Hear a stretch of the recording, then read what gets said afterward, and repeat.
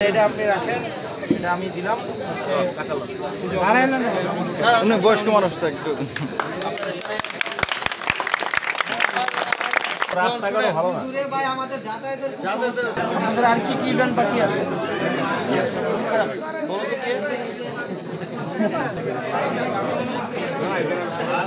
আমাদেরকে সতর্ক থাকতে হবে। আমাদের মধ্যে ষড়যন্ত্র, বিভাজনের ষড়যন্ত্র লাগানোর জন্য কিন্তু এখনো পর্যন্ত অপশক্তি তৎপর আছে।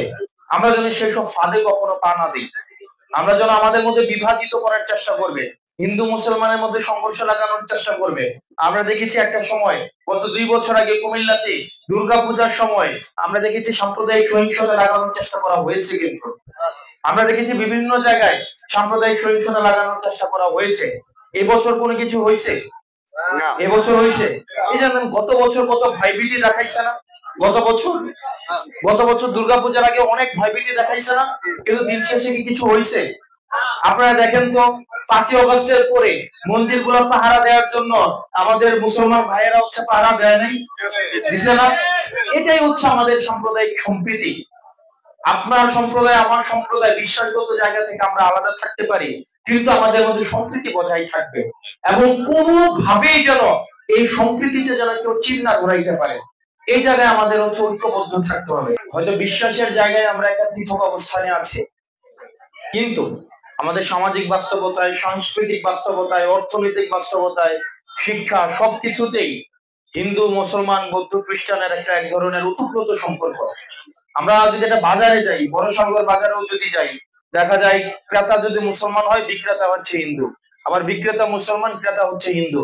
স্কুলে যে শিক্ষক পড়ান উনি অনেকে আছেন হিন্দু, আবার ছাত্ররা হচ্ছে বেশিরভাগ ক্ষেত্রে মুসলমান।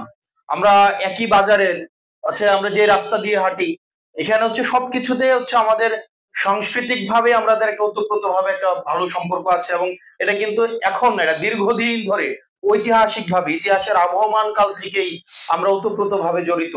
ব্যবসায়িক ক্ষেত্রে আমাদের একটা ভালো সম্পর্ক আছে, সাংস্কৃতিক ক্ষেত্রে আমাদের একটা ভালো যোগাযোগ আছে। আমাদের এই সম্প্রীতিটাকে আমাদের ধরে রাখতে হবে। আমাদের এই সম্প্রীতিটা হচ্ছে শক্তি। কিন্তু আমরা দেখেছি এই সম্প্রীতিটাকে যদি বিভাজিত করা যায়, তাহলে এটাকে সবসময় রাজনৈতিক ভাবে পুঁজি হিসাবে ব্যবহার করা হয়েছে। হিন্দু মুসলমানের মধ্যে যদি সংঘর্ষ লাগানো যায়, এটা থেকে রাজনৈতিক ভাবে এটা থেকে একটা সুফল পাওয়া যায়। এই কারণে আমাদের একতাকে সবসময় বিনষ্ট করার এক ধরনের প্রক্রিয়া সবসময় ছিল। আমরা এই জায়গায় স্যার এখানে আছেন, স্যার দীর্ঘদিন কোম্পানিগঞ্জ কলেজে অধ্যাপনা করেছেন, এখন স্যার রিটায়ারমেন্টে এসেছেন।